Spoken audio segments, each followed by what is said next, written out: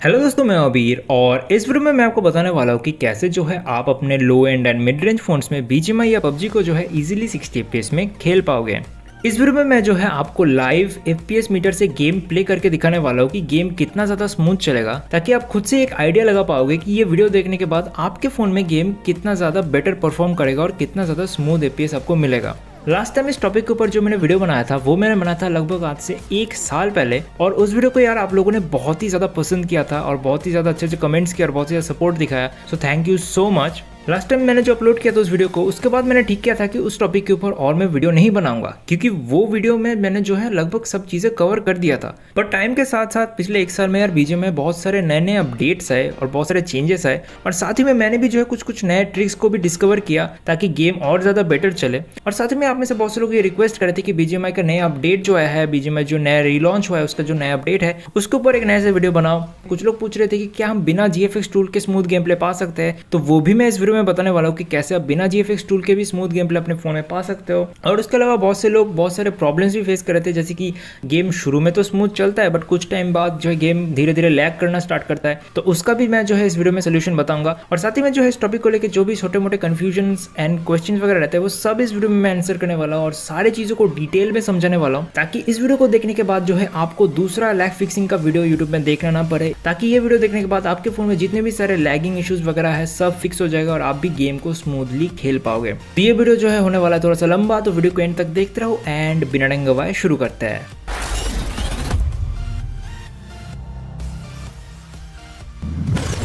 अब सबसे पहले तो यहाँ पे आप जो है बिफोर एंड आफ्टर का गेम प्ले देख लो कि ये ट्रिक यूज़ करने के बाद आपको जो है कितना अच्छा एफपीएस मिलेगा और कितना ज़्यादा डिफरेंस मिलेगा।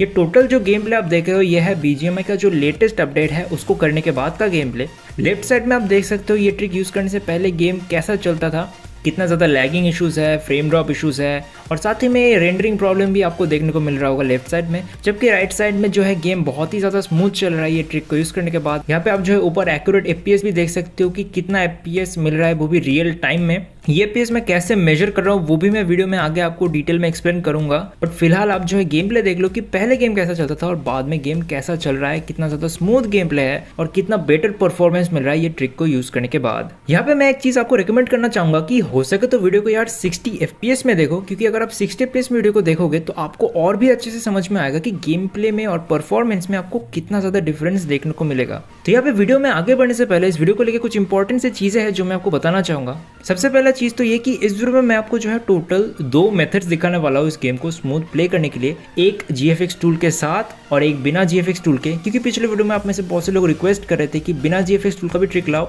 तो वो भी मैं इस वीडियो में आपको बताने वाला हूँ, तो वीडियो को एंड तक देखते रहो। और दूसरा जो चीज़ है वो है कि इस वीडियो में मैं जो फ़ोन को मेनली यूज़ करने वाला हूँ वो है सैमसंग का गैलेक्सी J7 2016 वाला मॉडल। इस फ़ोन में जो है टोटल आपको 2 GB के आसपास टोटल रैम मिलता है, जिसमें अवेलेबल रैम आपको 1 से 1.5 GB के आसपास मिलता है, और इसका जो प्रोसेसर है वो है एक्सिनोस का 7870।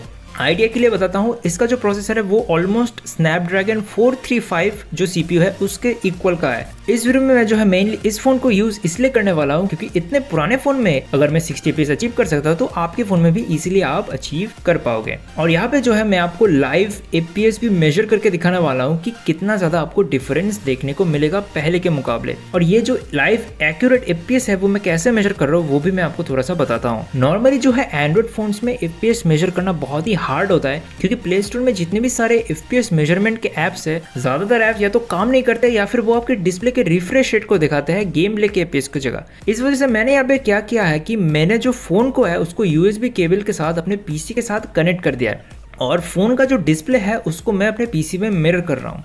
इससे क्या हो रहा है कि जो भी गेम प्ले मेरे फोन में चल रहा है वो मेरे पीसी पे भी दिख रहा है रियल टाइम में, और पीसी में जो है आप किसी भी चीज का एफपीएस बहुत ही इजीली और एक्यूरेटली मेजर कर सकते हो, और वही मैं यहाँ पे कर रहा हूँ। उसके बाद मैं क्या करूँ कि जो भी एफपीएस मेरे मॉनिटर में शो रहा है उसको मैं रिकॉर्ड करके मेन वीडियो के साथ सिंक्रोनाइज करके डाल रहा हूँ, ताकि आपको जो है एकदम एक्यूरेटली पता चले कि कब आपको एफपीएस ड्रॉप मिलेगा, कब एफपीएस हाई रहता है, कब स्मूथ एफपीएस चल रहा है, वो सब चीजें ताकि आपको एक्यूरेटली पता चले। और last but not not the least, ये वीडियो ऑफ कोर्स यार बहुत लंबा होने वाला है, तो आपको ये वीडियो समझने में आसानी हो इस वजह से जो है मैंने वीडियो के नीचे टाइम स्टैम्प्स भी दे दिया है, ताकि आपको जो है किसी एक पर्टिकुलर चीज के बारे में जानना हो तो आप जो है डायरेक्ट टाइम स्टैम्प में क्लिक करके वहां पे जा सकते हो। हालांकि मैं रिकमेंड करूंगा कि इस वीडियो को जो है स्टार्ट से लेके एंड तक पूरा टाइम लेके ध्यान से समझ के देखो, क्योंकि वही बेस्ट होगा अगर आप चाहते हो अपने फोन में भी 60 FPS में गेम को खेलना। तो जब मैंने ये सब चीजें आपको बता दिया तो अभी बढ़ते हैं ट्रिक की तरफ। तो इस ट्रिक को करने से पहले मैं आपको बताना चाहूंगा कि इस ट्रिक में हम बेसिकली करने क्या वाले हैं। तो नॉर्मली क्या होता है कि हमारे फोन्स में या फिर पीसी में भी जो गेम्स आता है वो कुछ प्रीसेट्स के साथ आता है। ये चीज जो मैंने पिछले वीडियो में भी थोड़ा बहुत एक्सप्लेन किया था, बट मैं फिर से यहाँ पे एक्सप्लेन कर रहा हूँ ताकि आपको अच्छे से सब कुछ समझ आए। ये जो गेम्स होते हैं वो आपको आपके डिवाइस के हिसाब से आपको एक प्रीसेट या पहले से सेट किया हुआ एक सेटिंग देता है। फॉर एग्जाम्पल, अगर आपके पास एक हाई एंड डिवाइस है तो वो आपको हाई सेटिंग या अल्ट्रा सेटिंग देगा, और अगर आपके पास एक लो एंड डिवाइस है वहाँ पे वो आपको लो सेटिंग देगा ताकि गेम आपके डिवाइस में ठीक से चले।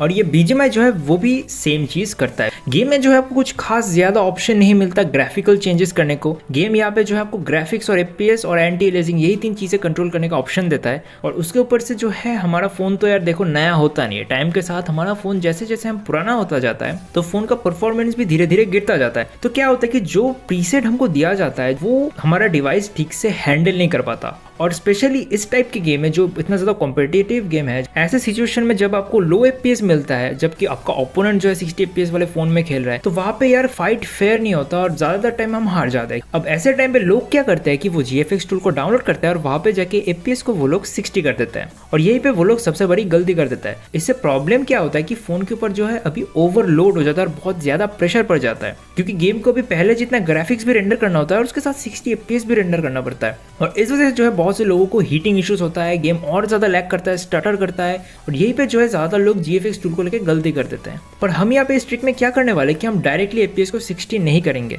सबसे पहले तो हम रेजोल्यूशन को घटा देंगे, क्योंकि रेजोल्यूशन जो है उतना ज्यादा इंपॉर्टेंस नहीं रखता है ऐसे टाइप के गेम्स में। यहाँ पे ज्यादा इंपॉर्टेंस रखता है स्मूथनेस और FPS। हम ग्राफिक्स को घटा देंगे क्योंकि हमें हाई ग्राफिक्स में खेलना नहीं है। उसके बाद जो है हम लोग शेडोज वगैरह को बंद कर देंगे, टेक्सचर्स को घटा देंगे। हम जो है object LOD distance and followed LOD distance वगैरह जो है उनको थोड़ा सा बढ़ा देंगे क्योंकि उनका इंपॉर्टेंस होता है। बट हम जो है रिफ्लेक्शन वगैरह को बंद कर देंगे, हम जो है एंटी एलियासिंग वगैरह को बंद कर देंगे। इससे क्या हो रहा है कि इन सब से जो हम पावर को बचा रहे हैं, ये सब चीजों को घटा के हम जितना भी पावर बचा रहे हैं वो फिर हम FPS में डालेंगे और उसको 60 कर देंगे। तो यहाँ पे आप एक चीज नोटिस करोगे कि अब जो है हम CPU पे ज्यादा प्रेशर नहीं डाल रहे, हम बाकी चीजों को घटा रहे हैं और उसका जो पावर हम सेव कर रहे हैं उससे हम FPS को बढ़ाएंगे। तो इससे जो है हमको प्रॉपर FPS मिलेगा, स्टेबल FPS मिलेगा और स्मूदर FPS मिलेगा। तो यही जो ट्रिक है वो हम यहाँ पे यूज करने वाले हैं। तो इससे क्या होगा कि हमें ग्राफिक्स भी थोड़ा बहुत मिल जाएगा और FPS भी हमें बहुत स्मूथ मिलेगा। ये बात सही है कि 60 FPS में गेम आपका स्मूथ चलेगा, आप सब कुछ स्मूथली कर पाओगे, बट उसके ऊपर FPS का एक और बहुत ही ज्यादा इंपॉर्टेंस है एनिमी डिटेक्शन में। FPS का मतलब होता है फ्रेम्स पर सेकंड, यानी कि हर एक सेकंड में आपको कितने सारा फ्रेम उस गेम में देखने को मिल रहा है।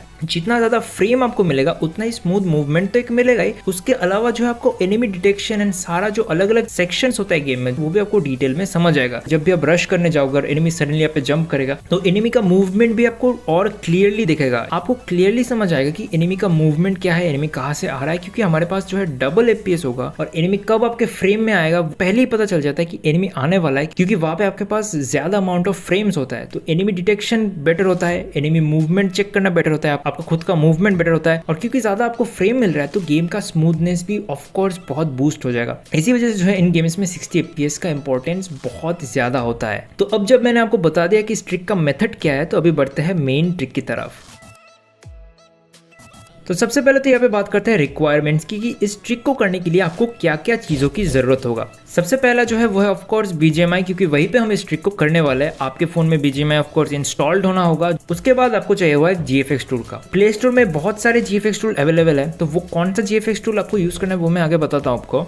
उसके बाद आपको चाहिए एक नया ऐप जिसका नाम है GCPU, ये आपको चाहिए। उसके बाद जो है इन दोनों ऐप्स में से कोई एक ऐप आपको चाहिए, या तो डिजिटल वेलबींग या फिर ऐप किलर। ये आपके फोन के ऊपर डिपेंड करेगा कि कौन सा ऐप आपको यूज करना है, तो वो भी मैं जो है आपको आगे एक्सप्लेन करूंगा, तो वीडियो को देखते रहो। तो अभी बढ़ते हैं मेन ट्यूटोरियल की तरफ। सबसे पहले आपको क्या करना है कि GCPU जो एप्लीकेशन है उसको ओपन करना है। उसको ओपन करोगे तो यहाँ पे आपको कुछ ऐसा स्क्रीन देखने को मिलेगा। तो यहाँ पे जो चीज आपको देखना है वो है आपकी डिस्प्ले का रेजोल्यूशन। यहाँ पे रेजोल्यूशन वाले ऑप्शन पे जब आप क्लिक करोगे तो यहाँ पे जो है आपका डिस्प्ले का जो रियल रेजोल्यूशन है, जो एक्यूरेट रेजोल्यूशन है, वो यहाँ पे आप चेक कर पाओगे। फॉर एग्जाम्पल यहाँ पे आप देख सकते हो इस डिस्प्ले का जो रेजोल्यूशन है वो है 720p। तो एक बार आप अपना रेजोल्यूशन चेक कर लो, उसके बाद आपको जाना है GFX टूल पे। अभी बात करते हैं कि कौन सा GFX टूल यूज करें। देखो यार, टेक्निकली आप किसी भी GFX टूल को यूज कर सकते हो, क्योंकि प्ले स्टोर में जितने भी सारे GFX टूल है उन सब के अंदर का जो सेटिंग होता है ना वो ऑलमोस्ट सेम होता है। बट स्टिल मैं रिकमेंड करूंगा कि मैं जो यूज कर रहा हूँ उसी को आप यूज करो तो वही बेटर होगा।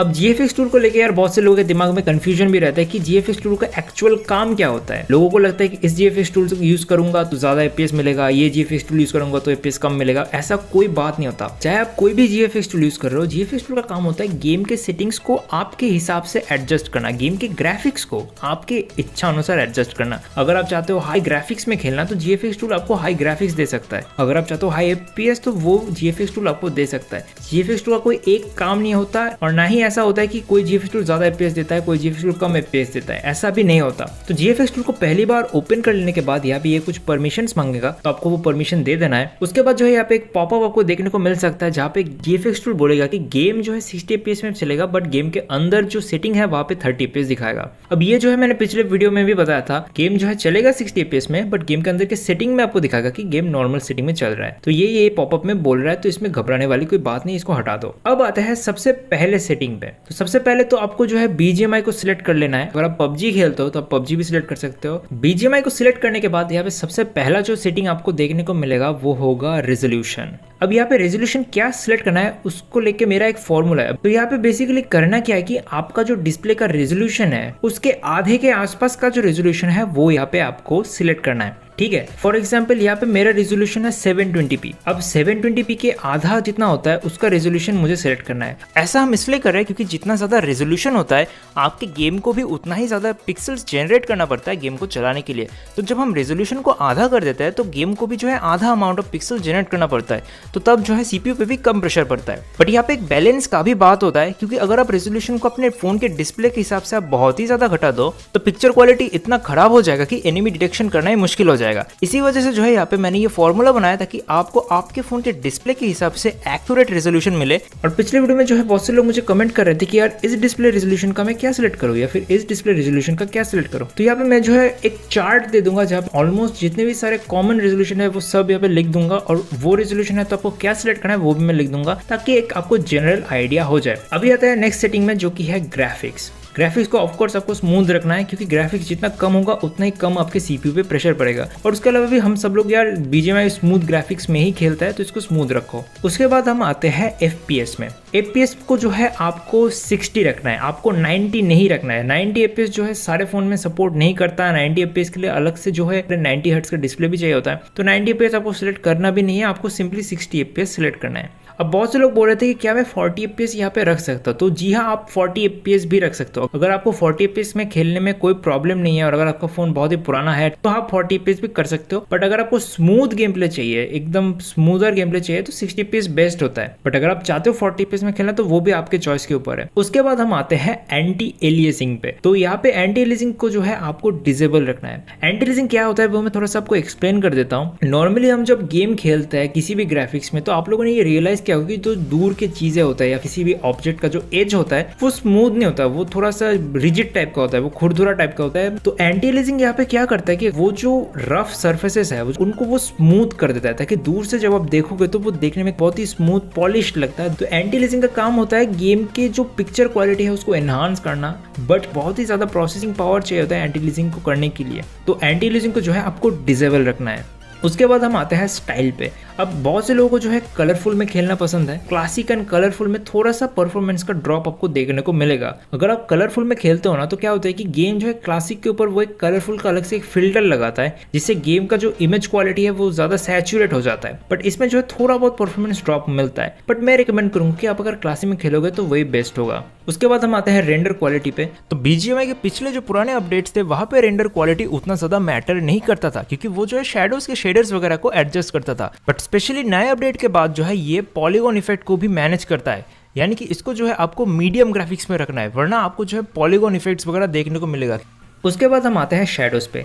अब शेडोज़ को जो है आपको डिसेबल रख देना है। ये जो है आपके गेम में जो परछाई वगैरह होता है वो रेंडर करता है, बट वो बहुत ही ज़्यादा CPU कंजप्शन होता है, तो उसको आपको डिसेबल रख देना है। उसके बाद हम आते हैं टेक्सचर क्वालिटी पे। तो टेक्सचर क्वालिटी क्या होता है कि हमारी गेम के अंदर जो भी आइटम्स वगैरह होता है, व्हीकल वगैरह, टेक्स्ट वगैरह जो भी होता है, जैसे गाड़ी का नंबर वगैरह, जितने सारे ऑब्जेक्ट वगैरह, उसका क्वालिटी, आउटर लेआउट कितना क्लियर होगा, कितना डिटेल होगा, वो डिपेंड करता है टेक्सचर क्वालिटी के ऊपर। और टेक्सचर क्वालिटी जितना हाई करोगे उतना ये जो है बैटरी कंज्यूम करता है, उतना जो है CPU कंज्यूम करता है, तो इसको जो है आपको लो पे रख देना है। उसके बाद हम आते हैं इफेक्ट्स क्वालिटी पे। इफेक्ट्स क्वालिटी पे क्या होता है कि हम जब फायर करते हैं, किसी चीज़ को एक्सप्लोड करता है, कोई एक्सप्लोजन या फिर जो स्पार्क्स का जो लाइटिंग होता है या जो फायर वगैरह होता है, उसका क्वालिटी कितना क्लियर होगा, कितना अच्छा होगा, वो डिपेंड करता है इफेक्ट्स क्वालिटी पे। तो इसको भी जो है आपको लो रख देना है। उसके बाद का ऑप्शन है इम्प्रूवमेंट फॉर इफेक्ट्स। ये बेसिकली जो है ऊपर के जो इफेक्ट्स है उसको कितना ज़्यादा इंप्रूव करेगा वो डिसाइड करता है, तो इसको भी आपको जो है लो कर देना है। उसके बाद हम आते हैं दो बहुत ही इंपॉर्टेंट सेटिंग्स पे, जो कि है object Elodie distance and फॉलेज Elodie distance. Elodie का मतलब होता है लेवल ऑफ डिटेल्स। तो ये जो दो सेटिंग्स है वो डिसाइड करता है कि किसी भी ऑब्जेक्ट का, चाहे वो बिल्डिंग वगैरह हो या फिर कोई पेड़ वगैरह हो, वो कितने दूर से आपको देखने को मिलेगा, वो डिसाइड करता है ये दो सेटिंग। तो ये दो सेटिंग्स को अगर आप लो रख दोगे तो तभी जो है आपको वो रेंडरिंग का प्रॉब्लम मिलेगा कि आप जो है उतर तो जाओगे, आसपास के जो ऑब्जेक्ट्स है वो ठीक से रेंडर नहीं होगा, पॉलीगॉन दिखेगा। वो जो प्रॉब्लम होता है वो इन्हीं दोनों सेटिंग्स की वजह से होता है। तो इन दोनों सेटिंग्स को आपको मीडियम पे रखना है। इससे क्या होगा कि ऑब्जेक्ट्स वगैरह बहुत ही पहले से धीरे धीरे रेंडर होना शुरू हो जाएगा, और जब तक वहां तक आप पहुंचोगे तो वो पहले से ही कंप्लीटली रेंडर्ड हो चुका होगा। तो इन दोनों को आपको जो है मीडियम पे रख देना है। उसके बाद हम आते हैं कलर फॉर्मेट पे। तो इसको आपको 32 बिट कर देना है, क्योंकि यहाँ पे लिखा ही है कि 32 बिट फॉर FPS। उसके बाद हम आते हैं डिटेल्स मोड पे। तो ये भी जो है कुछ छोटे मोटे चीज़ों का डिटेल्स को अप डाउन करता है, तो इसको भी आपको लो रख देना है। उसके बाद हम आते हैं लाइट इफेक्ट्स पे। लाइट इफेक्ट्स में बेसिकली डिफरेंट चीज़ों का जो लाइटिंग इफेक्ट्स है वो डिसाइड करता है, तो इसको भी आपको जो है डिसेबल रख देना है। उसके बाद आता है ग्राफिक API पे, उसको भी डिफ़ॉल्ट रख देना है आपको। GPU ऑप्टिमाइजेशन जो ऑप्शन होगा उसको आपको कर देना है इनेबल। हालांकि इसमें प्रॉब्लम ये आ जाता है कि ये सारे फ़ोन्स में सपोर्टेड नहीं होता, बट स्टिल इसको इनेबल कर दो, चल जाए तो अच्छा चीज़ है, नहीं चले तो भी फ़र्क नहीं पड़ता। उसके बाद हम आते हैं साउंड क्वालिटी। तो ये इसको डिफ़ॉल्ट रख दो, इससे फ़र्क नहीं पड़ता। उसके बाद आता है वाटर रिफ्लेक्शन, इसको डिसेबल कर दो। वैसे भी वाटर रिफ्लेक्शन जो है अगर आप हाई सेटिंग्स में खेल रहे हो तो ही आपको देखने को मिलता है, लोअर सेटिंग्स में वाटर रिफ्लेक्शन वैसे भी आपको नहीं दिखता। और उसके बाद एक इंपॉर्टेंट सेटिंग सेव कंट्रोल, इसको ऑन कर दो, इसको इनेबल कर दो, वरना तुम्हारा जो गेम का कंट्रोल्स वगैरह वो चेंज हो जाएगा। उसके बाद जो है यहाँ पे सिंपली आपको एक्सेप्ट कर देना है, और एक्सेप्ट कर देने के बाद यहाँ पे एक आपको पॉपअप मिलेगा कि इंस्ट्रक्शंस वेरी इंपॉर्टेंट। ये वाला पार्ट जो है बहुत ही इंपॉर्टेंट है, तो मैं जो बोलने वाला हूँ वो ध्यान से समझो। यहाँ पे बेसिकली बोल रहा है अगर आप GFX टूल यूज़ करना चाहते हो तो गेम का जो डेटा है आपको क्लियर करना होगा। ये GFX टूल बोल रहा है, बट आपको ऐसा बिल्कुल नहीं करना है। यहाँ पे अगर आप क्लिक करोगे तो ये आपको जो है गेम के सेटिंग्स में लेके जाएगा और बोलेगा आपके डेटा को जो है गेम का उसको क्लियर करो, आपको करना नहीं है। ये चीज़ जो है पिछले वीडियो में कुछ लोग समझ नहीं पाए और उन लोगों का डेटा वगैरह क्लियर हो गया, क्योंकि वो अनजाने में उन लोगों ने क्लियर डेटा यहाँ पे क्लिक कर दिया। ये आपको नहीं करना है, आपको सिंपली बैक क्लिक करके आ जाना है और उसके बाद आपको रन गेम पे क्लिक करना है। आपको क्लियर डाटा नहीं करना है, तो उसके बाद आपको जो है सिंपली रन गेम पे क्लिक करना है। एक बार गेम ओपन होने के बाद आप जो है देख पाओगे कि गेम कितना ज़्यादा स्मूथ हो चुका है। गेम में वो लैगी वाला इफेक्ट नहीं रहेगा। आप होम स्क्रीन में जब स्वाइप करोगे तो आपको पता चलेगा कि गेम कितना ज़्यादा पहले से स्मूथ हो चुका है। यहाँ पे अगर आप सेटिंग में जाकर देखोगे तो आप देखोगे कि गेम का ग्राफिक्स जो है अभी भी नॉर्मल में ही है, कुछ चेंज नहीं हुआ। बट जैसे कि मैंने बोला था कि गेम का ग्राफिक्स जो है दिखाएगा लो है, बट गेम आपका चलेगा स्मूथ, ठीक है। बट यहाँ पे क्या करना है कि आपको खेलना नहीं है, आपको सिंपली जो है रिसेंट में आना है और गेम को हटा देना है, क्योंकि अभी भी जो है एक इंपॉर्टेंट स्टेप बाकी है। अभी काम आएगा डिजिटल वेलबींग या फिर ऐप किलर। तो इन ऐप्स का काम क्या है वो मैं थोड़ा सा आपको बताता हूँ। नॉर्मली क्या होता है कि एंड्रॉइड फोन्स में जो है, स्पेशली पुराने फोन्स में, उसका ऑप्टिमाइजेशन जो है उतना अच्छा नहीं होता। तो इससे क्या होता है कि रिसेंट ऐप से एप्लीकेशंस को हटाने के बाद भी वो रैम में बैकग्राउंड में रन होता रहता है। फॉर एग्जाम्पल व्हाट्सएप, फेसबुक, इनको आप रिसेंट ऐप से हटा देने के बाद भी जब भी आप डेटा वगैरह ऑन करते हो या जब भी आपको कोई मैसेज सेंड करता है तो वो उसका नोटिफिकेशन आपको शो होता है, क्योंकि वो बैकग्राउंड में ऑलरेडी रन होता रहता है। चाहे भले ही आप क्यों ना उसको रिसेंट ऐप से हटा दो, वो हमेशा बैकग्राउंड में रन होता ही रहता है। इससे क्या होता है कि आपकी गेमिंग परफॉर्मेंस में बहुत ज़्यादा प्रॉब्लम आता है। और यहाँ पे काम आता है डिजिटल वेलबींग एप्लीकेशन का या फिर ऐप किलर एप्लीकेशन का। अब इन दोनों एप्लीकेशन में से किसी एक को आपको यूज़ करना होगा। ये डिपेंड करता है आपके फ़ोन के ऊपर कि आपको इन दोनों में से कौन सा यूज़ करना है। अगर आपके फ़ोन में डिजिटल वेलबींग एप्लीकेशन अवेलेबल है तो आपको डिजिटल वेलबींग एप्लीकेशन यूज़ करना है। ये जो एप्लीकेशन है डिजिटल वेलबींग, ये गूगल का एक ऑफिशियल एप्लीकेशन है जो प्ले स्टोर में आपको मिल जाएगा। बट डिजिटल वेलबींग ये जो एप्लीकेशन, इसमें प्रॉब्लम यह है कि ये सारे फ़ोन्स में अवेलेबल नहीं है, स्पेशली जो पुराने फ़ोन्स हैं उनमें ये एप्लीकेशन अवेलेबल नहीं है। तो मैं रिकमेंड करूँगा आप जाकर प्ले स्टोर पर चेक करो कि ये आपके फ़ोन में अवेलेबल है या नहीं है। जैसे कि J7 में ये एप्लीकेशन सपोर्टेड नहीं है, और अगर आपके फ़ोन में डिजिटल वेलबींग सपोर्टेड नहीं है तब आपको जो है ऐप किलर एप्लीकेशन को यूज़ करना होगा। मैं जो है दोनों ही एप्लीकेशंस आपको यूज़ करके दिखाऊंगा कि कैसे यूज़ करना है, ताकि आप अपने फ़ोन के हिसाब से ये ठीक से यूज़ कर पाओ। अगेन ये सारी चीज़ें मैं आपको इतने डिटेल में समझा रहा हूँ ताकि आप अपने खुद के फ़ोन के हिसाब से डिसाइड कर पाओ कि कौन सा सेटिंग आपके लिए बेस्ट होगा, कौन सा ऐप आपके लिए बेस्ट होगा। ठीक है, तो सबसे पहले हम बात करते हैं डिजिटल वेलबींग कैसे यूज़ करना है। पहले तो आपको प्ले स्टोर में जाकर चेक करना है कि ये आपके फ़ोन में अवेलेबल है या नहीं है। अगर अवेलेबल है तो ये आपको नॉर्मल ऐप्स में नहीं दिखेगा, ये आपके ऐप ट्रे वगैरह में नहीं रहेगा, ये होगा आपके फ़ोन के सेटिंग्स में। आपको फ़ोन के सेटिंग में जाना है, वहाँ पे आप जब सर्च करोगे तो वहाँ पे आपको डिजिटल वेलबींग बोल का ऑप्शन मिल जाएगा। ये ज़्यादातर जो फ़ोन्स है वहाँ पे अवेलेबल होगा, बट बहुत पुराने फ़ोन्स में ये अवेलेबल नहीं है। तो डिजिटल वेलबींग में आपको क्लिक करना है और वहाँ पे आपको जो है फोकस मोड वाले ऑप्शन पे फिर क्लिक करना है। ठीक है, यहाँ पे जो है आपको जो भी एप्लीकेशन आपके फ़ोन के बैकग्राउंड में रन होता है, चाहे वो व्हाट्सएप, फेसबुक, ट्विटर, यूट्यूब, जो भी एप्लीकेशन आपके बैकग्राउंड में रन होता है उन सबको एक एक करके आपको टिक कर देना है, और उसके बाद आपको जो है टर्न ऑन नाउ पे क्लिक करना है। टर्न ऑन नाउ पे क्लिक करने से क्या होगा कि ये जो एप्लीकेशन है डिजिटल वेलबींग उन सारे टिक किए हुए एप्लीकेशन को फ्रोज कर देगा, ताकि वो बैकग्राउंड में रन ही नहीं होगा। जैसे कि आप देख सकते हो कि ये सारे एप्लीकेशन जो है ग्रे हो चुके हैं, इनको क्लिक करोगे तो ये ओपन नहीं होगा, और ये तब तक ओपन नहीं होगा जब तक कि ना आप जाके फिर से टर्न ऑफ पे क्लिक करते हो। ठीक है, तो क्या करना है आपको कि हर बार गेम खेलने से पहले आपको सिंपली टर्न ऑन करना है, उसके बाद गेम को खेलना है, गेम खेलने हो जाने के बाद टर्न ऑफ कर देना है। ये काम है डिजिटल वेलबींग का। अब बात करते हैं कि अगर आपके फोन में डिजिटल वेलबींग सपोर्टेड नहीं है तो आपको क्या करना है। तब काम आएगा ऐप किलर एप्लीकेशन का। ऐप किलर एप्लीकेशन जो है वो प्ले स्टोर पे अवेलेबल नहीं है, इसको आपको थर्ड पार्टी वेबसाइट से डाउनलोड करना पड़ेगा। आप जाके क्रोम पे सर्च कर सकते हो, ऐप किलर आपको मिल जाएगा, या फिर आप जो है मैंने डिस्क्रिप्शन में लिंक भी दे दूंगा, वहां से भी आप जाके ऐप किलर एप्लीकेशन को डाउनलोड कर सकते हो। ठीक है, ऐप किलर एप्लीकेशन ओपन करने के बाद इसको जो है आपको परमिशन दे देना, जो भी परमिशन मांगता है। एक बार परमिशन दे देने के बाद फाइनली आपको जो इस बटन पे क्लिक कर देना है। इस बटन पे क्लिक करने के बाद ये एप्लीकेशन क्या करेगा कि आपके फोन में जो भी बैकग्राउंड रनिंग एप्स है, चाहे फेसबुक, व्हाट्सएप, जो भी है, ये उनको एक एक करके मैनुअली सेटिंग से फोर्स स्टॉप करेगा। ये खुद ब खुद ही कर देगा, जैसे कि आप स्क्रीन में देख सकते हो, ये खुद से ही उन एप्लीकेशंस को फोर्स स्टॉप करेगा। तो आपको कुछ करने का जरूरत नहीं, आपको बस उस बटन पे क्लिक करना है और ये खुद से सब कुछ कर देगा। और एक बार हो जाने के बाद आपको ऐप किलर एप्लीकेशन को भी फोर्स स्टॉप कर देना है सेटिंग से जाके, बस दैट्स इट। उसके बाद जो है आप इजीली BGMI को ओपन करके खेल सकते हो। ये हम इसलिए कर रहे हैं क्योंकि रैम में अगर बैकग्राउंड में बहुत सारे ऐप्स चलते रहेगा तो BGMI जो खुद में ही थोड़े टाइम बाद लैग करेगा, क्योंकि रैम में अवेलेबल स्पेस बहुत कम होगा। इसी वजह से जो है ऐप किलर एप्लीकेशन या फिर डिजिटल वेलबींग हम यूज कर रहे हैं। अभी अगर आपको ये ऐप किलर एप्लीकेशन यूज नहीं करना है, अगर आप नहीं चाहते थर्ड पार्टी एप्लीकेशन यूज करना, तो आप सेटिंग्स में जाके भी मैनुअली हर एक ऐप्स को फोर्स स्टॉप कर सकते हो। हालांकि ये बहुत ही ज्यादा टाइम कंज्यूमिंग होता है, चाहो तो वो भी कर सकते हो। ठीक है, तो ये सब कुछ कर देने के बाद उसके बाद आपको जो है फाइनली गेम को ओपन कर देना है। एक बार गेम ओपन होने के बाद आप फिर रियलाइज करोगे गेम कितना ज़्यादा स्मूथ हो चुका है। आप स्क्रीन में भी देख सकते हो कि गेम का परफॉर्मेंस कितना स्मूथ हो चुका है, कितना बेटर हो चुका है। पहले गेम कैसा चलता था और अभी गेम कैसा चल रहा है, बहुत ही ज़्यादा डिफरेंस है। आप जो है ऊपर FPS भी, लाइव FPS भी चेक कर सकते हो कि कितना ज़्यादा डिफरेंस है। पहले कितना FPS मिलता था और अब कितना FPS मिल रहा है, बहुत ही ज़्यादा डिफरेंस है। अब यहाँ पे जो है GFX को लेकर कुछ लोगों को कुछ कन्फ्यूजन या क्वेश्चंस रहता है। पहला क्वेश्चन जो मुझे बहुत लोग पूछते हैं कि क्या GFX टूल यूज़ करने से अकाउंट बैन होता है, तो आंसर है नहीं होता। अनलेस कि तुम कोई थर्ड पार्टी एप्लीकेशन यूज़ कर रहे हो जो ट्रस्टेड नहीं है, या फिर तुम बार बार सेटिंग्स चेंज किए जा रहे हो, या फिर तुम कोई ऐसा एप्लीकेशन यूज़ करो जहाँ से तुम गेम के अंदर चीट कर रहे हो या फाइल इंसर्ट कर रहे हो, या फिर कोई ESP वगैरह यूज़ करो, अगर वो चीज़ें तुम कर रहे हो तो फिर आपका गेम का अकाउंट बैन होगा। और एक और क्वेश्चन जो लोग बहुत पूछते हैं कि GFX टूल को हमें कितनी बार यूज़ करना है, क्या हर बार हम जब गेम ओपन करेंगे तो क्या हमें GFX टूल यूज़ करना होगा या फिर एक बार ही।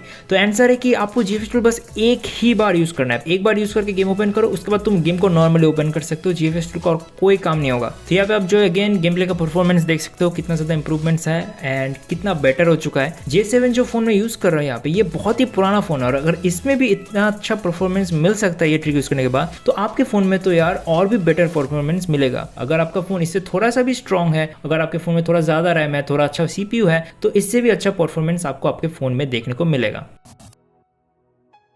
अभी हम बढ़ते हैं सेकंड मेथड की तरफ। तो पिछले वीडियो में आप में से बहुत से लोग बोल रहे थे कि यार बिना GFX टूल का कोई ट्रिक लाओ कि बिना GFX टूल के भी हम क्या स्मूथ गेम प्ले पा सकते हैं। तो वो अभी मैं आपको बताने वाला हूँ कि कैसे आप पा सकते हो। अब इस ट्रिक में भी आगे बढ़ने से पहले यहाँ पे कुछ चीज़ें हैं जो आपको जानना ज़रूरी है। अगर आप GFX यूज़ नहीं करना चाहते तो आपके पास जो ऑप्शंस होता है ग्राफिकल सेटिंग्स करने का वो बहुत ही लिमिटेड होता है। मैंने पहले भी बोला था यार गेम के अंदर जो ग्राफिकल सेटिंग्स है वो कुछ खास है नहीं। आप जो है ग्राफिक्स को थोड़ा बहुत बड़ा घटा सकते हो, APS बड़ा घटा सकते हो और एंटी अलियासिंग चेंज कर सकते हो। उसके अलावा आपके पास कुछ खास ऑप्शन गेम आपको देता नहीं। तो ऑलरेडी हमारे पास जो ऑप्शन है सेटिंग्स को चेंज करने का वो बहुत ही लिमिटेड हो जाता है। और दूसरा जो चीज़ मैं क्लियर कर देना चाहता हूँ कि बिना GFX टूल यूज़ किए आपको लॉक्ड 60 FPS नहीं मिल सकता, क्योंकि 60 FPS को अनलॉक करने के लिए फ़ोन में GFX टूल यूज़ करना पड़ता है। अगर आप बिना GFX टूल यूज़ किए 60 FPS पाना चाहते हो वो नहीं मिलेगा, बट आपको जो है स्टेबल FPS ज़रूर मिलेगा। ठीक है, तो आपको जो है स्मूथ FPS मिलेगा बट 60 FPS नहीं मिलेगा। आपको जो FPS मिलेगा वो स्मूथ मिलेगा। ऑल टाइम आपका एक लॉक्ड FPS रहेगा, ऑल टाइम एक ही फ्रेम रेट में गेम चलेगा, जो कि एक इंपॉर्टेंट चीज़ होता है। बट GFX टूल के बगैर हम 60 FPS अनलॉक नहीं कर सकते। ठीक है, तो ये चीज़ें जब मैंने आपको बता दिया तो अभी बढ़ते हैं ट्रिक की तरफ।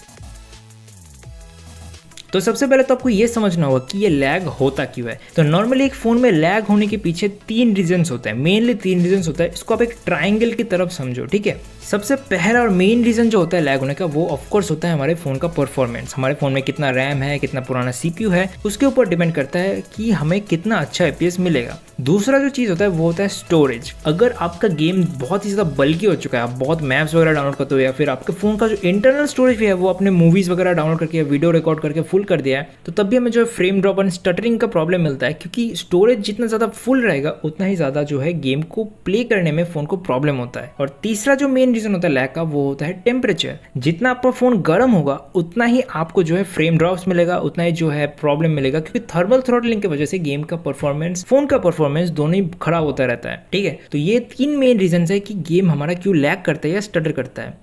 अब इसके अलावा भी एक और चीज़ है जो गेम के परफॉर्मेंस में मैटर करता है, वो है गेम का ऑप्टिमाइजेशन। अब टाइम के साथ साथ जो है BGMI में नए नए अपडेट्स आते रहते हैं और हर एक अपडेट में गेम का ऑप्टिमाइजेशन जो है पहले से खराब होता रहता है। और स्पेशली इस नए अपडेट में BGMI का जो ऑप्टिमाइजेशन है वो सबसे खराब है। अगर इस गेम को आप PUBG ग्लोबल से भी कंपेयर करो ना, तो PUBG ग्लोबल का परफॉर्मेंस जो है वो बहुत ही बेटर है BGMI के मुकाबले। तो उस तरह से देखने जाए तो ये गेम खुद जो है बहुत ही ज़्यादा अनऑप्टिमाइज्ड है और इसी वजह से जो है इसमें और भी ज़्यादा परफॉर्मेंस एंड फ्रेम ड्रॉप्स वगैरह देखने को मिलता है। तो अभी हम जो है इन तीनों प्रॉब्लम्स को एक एक करके फिक्स करने की कोशिश करेंगे स्टेबल FPS पाने के लिए। तो सबसे पहले हम आते हैं स्टोरेज पे, जो कि सबसे इजी है फिक्स करना। अगर आपके फ़ोन का इंटरनल स्टोरेज बहुत ज़्यादा फुल हो चुका है तो आपको वो क्लियर करना होगा। और अगर आपके फ़ोन में मान लो गेम में आपने बहुत ज़्यादा मैप्स वगैरह डाउनलोड करके रखा है तो उसको भी आपको डिलीट करना होगा। आपको मेक श्योर करना है कि गेम बल्कि ना हो, गेम का साइज जितना छोटा होगा उतना ही ईजी होगा आपके फ़ोन के लिए वो प्रोसेस करने में। तो आपको जो स्टोरेज आपका क्लियर रखना है फ़ोन का, और जितना सके गेम को लाइट रखो, गेम का टोटल साइज को जितना सके कम रखो ताकि फ़ोन उसको ठीक से प्रोसेस कर पाए। ठीक है, अभी आते हैं हम दूसरे ऑप्शन में जो कि है परफॉर्मेंस बूस्ट करने का हमारे पास ज्यादा ऑप्शन है नहीं। अब हम फोन का रैम को बढ़ा नहीं सकते, नहीं हम फोन के CPU को चेंज कर सकते हैं, वो मदरबोर्ड के साथ फिक्स्ड है। बट हम जो है रैम वगैरह को क्लियर रख सकते हैं और CPU पे प्रेशर घटा सकते हैं ताकि गेम हमारा स्मूथ चले। और यहाँ पे काम आता है अगेन डिजिटल वेलबींग या फिर ऐप किलर, आपके फोन के ऊपर डिपेंड करके, क्योंकि आपके फोन का मेन जो परफॉर्मेंस है, गेम का जो मेन जो बूस्ट होता है वो होता है रैम एंड CPU के परफॉर्मेंस के ऊपर ही वो डिपेंड करता है। तो इन दोनों चीज़ों को आपको एकदम फिट रखना है, आपको रैम को क्लियर रखना है ताकि CPU पे प्रेशर ना पड़े। ये चीज़ मैं जो पिछले वीडियो में भी एक्सप्लेन किया था, बट रैम एंड CPU का जो काम होता है ना वो बहुत से लोगों को पता नहीं होता कि रैम का इंपॉर्टेंस कितना होता है एंड CPU का इंपॉर्टेंस कितना होता है। तो वो मैं यहाँ पे थोड़ा सा आपको एक्सप्लेन करता हूँ। हाइपोथेटिकली समझो, ठीक है, मान लो कि फोन का जो रैम है वो एक्चुअली में एक स्टेज है जहाँ पे जो एप्लीकेशंस एंड गेम्स वगैरह परफॉर्म करता है। जब भी किसी ऐप को आप ओपन करते हो, जब भी किसी गेम को ओपन करते हो, वो रैम में आता है, वहाँ पे वो परफॉर्म करता है। तो अगर आपके फोन के रैम में ऑलरेडी बहुत सारे बैकग्राउंड ऐप्स चल रहे हैं तो वो ऑलरेडी स्टेज को ऑक्यूपाई करके बैठे, वो स्टेज को भर के बैठे हैं, तो वहाँ पे गेम को परफॉर्म करना मुश्किल होगा। और स्पेशली जो लो एंड डिवाइसेस होता है ना, उनमें रैम का अमाउंट भी कम होता है, 2 GB 3 GB के आसपास रैम होता है। और वहाँ पे अगर ऑलरेडी आप उसके ऊपर से बैकग्राउंड ऐप्स भरे पड़े हैं उस रैम में, तो गेम को परफॉर्म करने में और भी प्रॉब्लम होगा। उसके ऊपर से जो है बैकग्राउंड में जितने भी ऐप्स चलते हैं ना, उन सब में CPU का पावर भी खर्च होता है, क्योंकि CPU को उन सारे ऐप्स को प्रोसेस करना होता है। बट अगर वो ऐप्स रैम से हट जाए, उनको अगर आप फोर्स स्टॉप कर दो या डिजिटल वेलबिंग से लॉक कर दो, तो वो फिर CPU का पावर भी कंज्यूम नहीं करेगा। तो इससे क्या होगा कि आपका जो गेम है BGMI या PUBG, वो स्टेज में फ्रीली परफॉर्म भी कर पाएगा और टोटल CPU का जो पावर है वो उस एक गेम पे ही यूज होगा। तो गेम परफॉर्म भी ठीक से कर पाएगा और उसको पावर भी ठीक से मिलेगा। और इससे जो है हमको बहुत ही ज़्यादा स्टेबल एपीएस मिलेगा पहले के मुकाबले। तो ये रैम एंड सीपीयू इन दोनों को आपको एकदम क्लीन रखना है ताकि गेम आपको प्रॉपर परफॉर्म कर पाए, ठीक है। उसके बाद आता है हम तीसरे चीज़ पे जो कि है टेम्परेचर। और ये जो टेम्परेचर का प्रॉब्लम है ये लगभग हर कोई फेस करता है। बहुत से लोग बोलते हैं कि लास्ट जोन में जाके गेम उनका लैग करता है। लोग सोचते हैं कि लास्ट जोन में जाके यार बहुत सारे एनिमीज एक साथ आ जाते हैं, इस वजह से लैग करता है। बट ये टेक्निकली 100% ट्रू नहीं है। ऑफ कोर्स लास्ट जोन में जो है बहुत सारे एनिमीज आने की वजह से लैग होता है, बट वो ज़्यादा नहीं होता। इसको ऐसे सोचिए कि जब भी हम लॉबी में जाते हैं किसी भी मैच के स्टार्टिंग में, तो वहाँ पे भी तो यार बहुत सारे एनिमीज होते हैं आसपास, तब तो गेम उतना लैग नहीं करता। तो लास्ट जोन में जाके क्यों लैग करता है? ये इसलिए ही होता है क्योंकि जैसे जैसे हम गेम को खेलते रहते हैं, गेम हमारा फ़ोन को गर्म करता रहता है, और जैसे जैसे फ़ोन गर्म होता है तो उसका परफॉर्मेंस भी ड्रॉप होता है। ये होता है मेनली थर्मल थ्रॉटलिंग की वजह से। थर्मल थ्रॉटलिंग बेसिकली कैसा टेक्नोलॉजी होता है जहाँ पे क्या होता है कि जैसे जैसे आपका फ़ोन गर्म होता है वैसे वैसे आपका फ़ोन जो है उसका परफॉर्मेंस को धीरे धीरे घटाता रहता है। क्योंकि थर्मल थ्रॉटलिंग अगर आपके फ़ोन में नहीं रहा तो आपका फ़ोन जो है धीरे धीरे इतना गर्म हो जाएगा कि उसका मदरबोर्ड डैमेज हो सकता है, उसका सीपीयू डैमेज हो सकता है। फ़ोन जो है धीरे धीरे गर्म होता ही जाता है और एक टाइम आता है इतना गर्म हो जाता है कि वो अपना परफॉर्मेंस बहुत ज़्यादा ड्रॉप कर देता है। इसी वजह से गेम में बहुत ही ज़्यादा स्टटरिंग एंड लैग दिखता है। अब यहाँ पे प्रॉब्लम ये आ जाता है कि इसको बंद करने का कोई खास उपाय नहीं है, क्योंकि थर्मल थ्रॉटलिंग ज़रूरी भी है। अगर ये नहीं रहा तो फ़ोन आपका फट जाएगा, आपका बैटरी डैमेज हो जाएगा, आपका मदरबोर्ड डैमेज हो जाएगा। बट यहाँ पे कुछ चीज़ आप कर सकते हो कि फ़ोन को जो ज़्यादा गर्म ना होने दो। हर एक मैच के बाद थोड़ा बहुत ब्रेक ले लो, फैन के सामने बैठ के खेलो अगर पॉसिबल हो तो, या फिर घर में एसी हो तो और भी अच्छा है। धूप में मत खेलो, कोई फ्लिप कवर वगैरह यूज़ मत करो। यही कुछ चीज़ें जो आप कर सकते हो। पिछले वीडियो में मैंने मजाक में बोल दिया था कि अगर फ़ोन बहुत ही ज़्यादा गर्म हो रहा है तो यार फ़ोन को फ्रिज में डाल दो, और मैंने तो यार वो मजाक में बोला था, बट कमेंट में बहुत से लोग बोल रहे थे कि वो एक्चुअली ऐसा करते हैं। बहुत से लोग यार फ़ोन को फ्रिज में भी डाल देते हैं ठंडा करने के लिए, हालांकि वो सेफ नहीं है, बट बहुत से लोग करते हैं। तो यार ये हीटिंग का इशू जो है वो सब में है यार। ये प्रॉब्लम हीटिंग का जो है ये इतना बड़ा है कि लोग कुछ ना कुछ उपाय ढूंढ ही लेते हैं। यहाँ पे आप जो गेम प्ले देख रहे हो ये सारी चीज़ें करने के बाद का गेम प्ले है कि गेम कैसा चल रहा है, और पहले कैसा चल रहा है वो भी आप देख सकते हो, और बाद में कैसा चल रहा है वो भी देख सकते हो। हालांकि यहाँ पे एक प्रॉब्लम ये भी आता है कि क्योंकि मेरा ये जो फ़ोन है ये इतना पुराना है, इसमें मैक्सिमम 25 FPS तक ही सपोर्टेड है बिना GFX टूल के। अब यहाँ पे एक चीज़ आपको समझना ज़रूरी है कि अगर आप GFX टूल यूज़ नहीं करना चाहते तो आपका फ़ोन आपको मैक्सिमम जितना FPS दे सकता है उस पर आप लिमिटेड रहोगे, क्योंकि GFX टूल के बगैर हम 60 FPS को अनलॉक नहीं कर सकते। तो फॉर एग्जाम्पल मेरा ये फ़ोन जो है मैक्सिमम मुझको 25 FPS तक दे सकता है बिना GFX टूल के। तो चाहे मैं फ़ोन में कितने भी सेटिंग्स कर लूँ, डेवलपर ऑप्शन ऑन करूँ, ऑफ करूँ, रिफ्रेश रेट बढ़ाओ घटाओ, जो भी करूँ फ़र्क नहीं पड़ता, मेरा गेम का FPS 25 से ऊपर नहीं जाएगा, वो 25 के आसपास ही रहेगा। फॉर एग्जांपल अगर आपके फ़ोन में मैक्सिमम आपको हाई फ्रेम रेट्स मिलता है जो कि होता है ऑलमोस्ट 30 FPS के बराबर, तो उसको आप क्रॉस नहीं कर सकते। चाहे आप जो भी सेटिंग चेंज कर लो वो 30 FPS पे ही लॉक रहेगा। तो ये एक चीज़ आपको समझना ज़रूरी है। आपका फ़ोन मैक्सिमम जितना कैपेसिटी होगा आउटपुट देने का, आप उतने तक ही पहुँच पाओगे और उतने में ही स्टेबल रह पाओगे, बट उसको क्रॉस नहीं कर पाओगे। तो चाहे मैं जो भी सेटिंग कर लूँ मुझे 25 FPS से ज़्यादा नहीं मिल रहा, बट आप ये देख सकते हो कि वो FPS जो है वो स्टेबल है, ऑल टाइम 25 FPS के आसपास ही है, वो ज़्यादा ड्रॉप नहीं हो रहा है। 1-2 FPS ड्रॉप हो रहा है बट उससे ज़्यादा नहीं हो रहा, जबकि पहले जो FPS था वो लगभग 16-17 पे ईजिली चला जा रहा था, इतना ड्रॉप हो रहा था। तो ये सारी चीज़ें करने के बाद जो है गेम बहुत ही ज़्यादा स्मूथ हो चुका है। अब यहाँ पे एक चीज़ आपको समझना ज़रूरी है कि ये ट्रिक किन लोगों के लिए। अगर आपका फ़ोन भी मेरे इस फ़ोन की जैसा है जहाँ पे आपको मैक्सिमम 25 FPS ही मिलता है तो ये ट्रिक आपके लिए नहीं है। मैं आपको रिकमेंड करूँगा कि आप GFX टूल ही यूज़ करो, क्योंकि चाहे आपको स्टेबल FPS ही भले क्यों ना मिले, 25 FPS में यार ऐसे कम्पिटिटिव गेम्स खेलने का कोई फ़ायदा है नहीं, क्योंकि ओपोनेंट 60 FPS लेके आएगा। 25 FPS में आप ठीक से खेल नहीं पाओगे, आपको एटलीस्ट तो 30 FPS ज़रूर से चाहिए होगा। तो मैं यहाँ पे बोलूँगा कि अगर आपके फ़ोन में 30 FPS से नीचे मिलता है तो आप GFX टूल को यूज़ करो, बट अगर आपके फ़ोन में 30 FPS या उसके ऊपर सपोर्टेड है तो आप बिना GFX टूल वाला ये ट्रिक यूज़ कर सकते हो।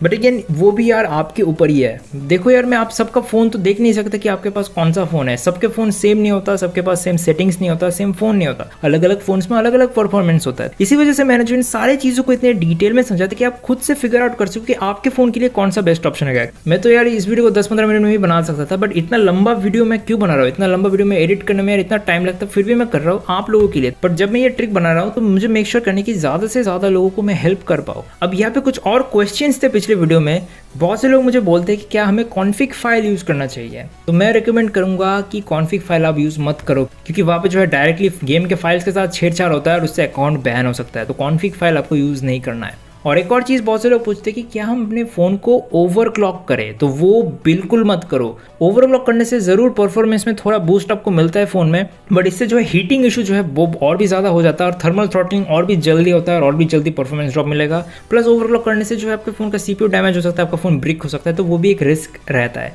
तो वो भी आपको नहीं करना है। ठीक है, तो ये कुछ चीज़ें आपको नहीं करना है, बट क्या करना है वो मैंने इस वीडियो में आपको बता दिया। आप में से बहुत से लोग रिक्वेस्ट कर रहे थे इस वीडियो का बहुत टाइम से, पिछले कुछ महीनों से आप लोग रिक्वेस्ट कर रहे थे इस वीडियो को, प्लस बीजे में आने के बाद और भी ज़्यादा रिक्वेस्ट आई कि यार नए अपडेट के ऊपर बनाओ, कुछ नया मेथड लाओ, बिना GFX का बताओ, FPS मीटर के साथ दिखाओ। बहुत सारे क्वेश्चंस आप लोग पूछते हैं, वो भी मैंने क्लियर किया इस वीडियो में, और जितने भी सारे नए नए चीज़ें मुझे लगा आपको बताना जरूरी है वो भी मैंने इस वीडियो में आपको बता दिया। तो बस इतना ही रखते हैं इस वीडियो के लिए। मुझे पता है ये वीडियो बहुत लंबा हो चुका है, तो वीडियो को अगर तुम अभी भी देख रहे हो ना, तो यार प्लीज़ कमेंट में जाकर बताओ कि भाई मैंने वीडियो को लास्ट तक देखा, तो यार मुझे वो बहुत ही अच्छा लगेगा अगर तुम वीडियो को अभी तक देख रहे हो। और ये वीडियो अगर आपको पसंद आए तो वीडियो को लाइक कर दो, और हो सके तो अपने दोस्तों के साथ शेयर करो ताकि उनका भी जो लैगिंग इशूज़ है वो फिक्स हो जाए। ठीक है, तो इतने रखते इस वीडियो के लिए। वीडियो पसंद आए तो अगेन वीडियो को कर दो लाइक, चैनल पर नए हो तो चैनल को दो सब्सक्राइब।